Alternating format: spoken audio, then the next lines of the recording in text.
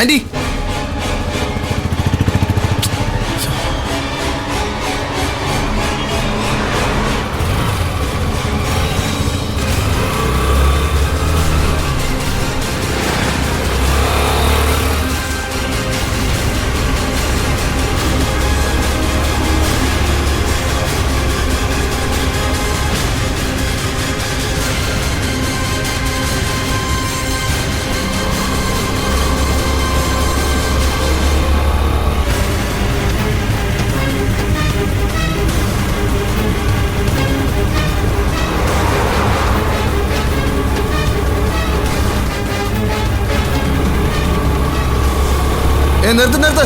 നിർത്താൻ.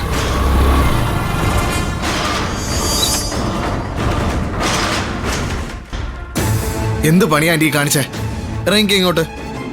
ഞാൻ എങ്ങും വരുന്നില്ല, നീ പോവാൻ നോക്ക്. നിങ്ങൾ ഓട്ടോ എടുത്തേ. പ്ലീസ് പോലെ. ആന്റി വെറുതെ വാശി കാണിക്കാതെ. ആന്റി പോകുന്നത് ഗൗതമേട്ടനെ കാണാനല്ലേ? അതേലോ, അതിനിപ്പോ നിനക്കെന്താ വേണ്ടത്?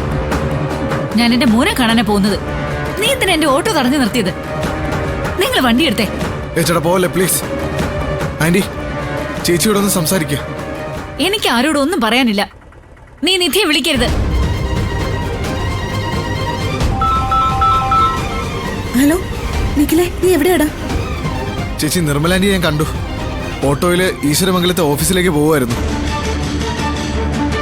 ഒരു മിനിറ്റ് ചേച്ചി, ഫോൺ ഞാൻ ആന്റിയുടെ കയ്യിൽ കൊടുക്കാം. ആന്റി ഇതാ സംസാരിക്കുക. എനിക്ക് ആരോടും ഒന്നും പറയാനില്ല. എനിക്കൊന്ന് കേൾക്കാൻ വേണ്ട. നീ അങ്ങോട്ട് മാറി നിൽക്ക്, എനിക്ക് പോണം.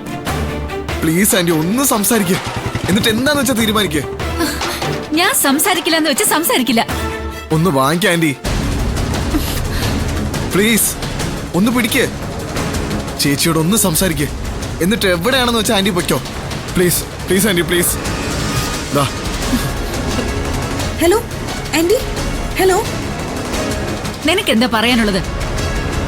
എന്തിനാ ആന്റി പെട്ടെന്ന് ഇങ്ങനെ ഒരു തീരുമാനം എടുത്തത്? ഇത് പെട്ടെന്നെടുത്ത തീരുമാനമൊന്നുമല്ല. എന്റെ മോനോട് സത്യം തുറന്നു പറയണമെന്ന് നിന്നോട് ഞാൻ പലവട്ടം യാചിച്ചതാ. എന്നിട്ടും എന്റെ ആഗ്രഹം നീ സാധിച്ചെന്നോ? ഇതിപ്പോ എത്ര നാളായി എന്ന് കരുതി എന്നോട് പോലും പറയാതെ ഇറങ്ങി പോവാണോ വേണ്ടത് ആശുപത്രിയിൽ നിന്ന്? ആന്റി, ഗൗതമിനെ കണ്ട എല്ലാം തുറന്നു പറഞ്ഞ എന്തൊക്കെ പ്രശ്നങ്ങൾ ഉണ്ടാവുമെന്ന് ആലോചിച്ചിട്ടുണ്ടോ? എന്ത് പ്രശ്നം? ഒരു പ്രശ്നം ഉണ്ടാവില്ല. എല്ലാ പ്രശ്നങ്ങൾക്കും ഒരവസാനം ഉണ്ടാവും. ഒരനാഥനാണെന്ന് എന്റെ മോന്റെ വിഷമം മാറിക്കിട്ടും. എന്റെ കണ്ണടഞ്ഞു പോയാ എനിക്ക് കൊള്ളിവെക്കാൻ ആരുമില്ലെന്ന് എന്റെ സങ്കടം അവസാനിക്കും. പാറു അമ്മയുടെ കാര്യം ആലോചിക്കാത്ത എന്താ? ഗൗതമിന്റെ യഥാർത്ഥ അവകാശി വരുന്നു എന്നറിഞ്ഞ പാറു അമ്മയ്ക്ക് അത് സഹിക്കാൻ പറ്റുമെന്ന് തോന്നുന്നുണ്ടോ? അതൊന്നുമല്ല പ്രശ്നം. ഗൗതം സത്യം അറിഞ്ഞു കഴിഞ്ഞ എല്ലാത്തിനും ഞാനാണ് കാരണക്കാരി എന്നല്ലേ അമ്മ പറയൂ. എന്നെ പിന്നെ ഈശ്വരമംഗലത്ത് വെച്ച് പൊറപ്പിക്കുമെന്ന് തോന്നുന്നുണ്ടോ? അപ്പൊ അതിന്റെ പേരിൽ എല്ലാ കാലവും ആരും ഇല്ലാത്തവളായി ജീവിച്ചു മരിക്കണം എന്നാണോ നീ പറയുന്നേ? നടക്കില്ല നിധി. ഞാനിന്ന് ഗൗതമിനെ കണ്ടിട്ടേ അടങ്ങും. ഞാൻ ഫോൺ വയ്ക്കുക. ആന്റി വെക്കരുത്, ഞാൻ പറയുന്നതൊന്ന് കേൾക്ക്. ഒന്ന് സമാധാനപ്പെട്. എല്ലാ പ്രശ്നങ്ങൾക്കും പരിഹാരം ഉണ്ടാക്കാം. എനിക്കൊരല്പം സമയം കൂടി താ. കുറച്ച് സമയം കൂടി തരാൻ പറഞ്ഞ ഇനി എത്ര നാളെ ഞാൻ ഉണ്ടാവുമെന്ന് കരുതിയ? എന്റെ മരണം ഞാൻ തന്നെ മുന്നിൽ കണ്ടു തുടങ്ങി. എന്റെ മോനെ സത്യം അറിയിച്ചേ പറ്റൂ. ആന്റി ആന്റി ഇപ്പൊ ഗൗതമിനോട് എല്ലാം തുറന്നു പറഞ്ഞ ആ കുടുംബം തകർന്ന് തരിപ്പണമായി പോവും. ആന്റി കാരണം ആന്റിയെ ഇത്രയധികം സ്നേഹിച്ച ഒരു കുടുംബം തകരണമെന്നാണ് ആന്റി പറയുന്നത്. ഏത് വിധത്തിലും ഗൗതമിനെ ഇല്ലാതാക്കാൻ CKC തന്ത്രങ്ങൾ മെനഞ്ഞുകൊണ്ടിരിക്കുക. അതിന്റെ ഇടയില് ഗൗതമിന് ഇങ്ങനൊരു ഇഷ്യൂ കൂടി ഉണ്ടെന്ന് പുറം ലോകം അറിഞ്ഞാലുള്ളൊരവസ്ഥ ഒന്ന് ആലോചിച്ച് നോക്കിയേ. കുറച്ചുകൂടി സാവകാശം ആന്റി എനിക്ക് തരണം. ഒരു ദിവസം ഞാൻ എല്ലാം ഗൗതമിനെ അറിയിക്കുക തന്നെ ചെയ്യും. ഇങ്ങനെ പറഞ്ഞു പറഞ്ഞല്ലേ ഓരോ ദിവസവും നീ നീട്ടിക്കൊണ്ടു പോയത്. ഇനി ആ അടവ് നടക്കില്ല നിധി. ഇത് അടവൊന്നും അല്ല. ഗൗതം ഇന്ന് സത്യം അറിഞ്ഞാൽ ഞാൻ തിരിച്ച് വീട്ടിലേക്ക് ചെല്ലുമ്പോ പാറു അമ്മയുടെ ശവമായിരിക്കും കാണേണ്ടി വരികയെന്നാ എന്നോട് പറഞ്ഞിരിക്കുന്നത്. പറയാ, ആന്റിയുടെ കളിക്കൂട്ടുകാരിയുടെ മരണം ആന്റിക്ക് ഇന്ന് തന്നെ കാണണോ?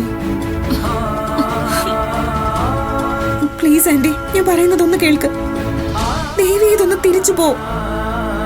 ആന്റി ഇന്ന് ഗൗതമിനെ കാണരുത്. അങ്ങനെ ചെയ്താ ഒരുപാട് ദുരന്തങ്ങൾക്ക് സാക്ഷിയാകേണ്ടി വരും ആന്റി നമ്മള്. ശരി, തൽക്കാലം നീ പറയുന്നത് ഞാൻ അനുസരിക്കാം. പക്ഷെ ഇനി വെച്ച് നീട്ടാൻ പറ്റില്ല നിധി. ഇല്ല, എല്ലാ പ്രശ്നങ്ങൾക്കും പരിഹാരം ഉടൻ ഉണ്ടാവും. ദേവി ഏത് ആന്റി ഹോസ്പിറ്റലിലേക്ക് ഒന്ന് തിരിച്ചു പോ.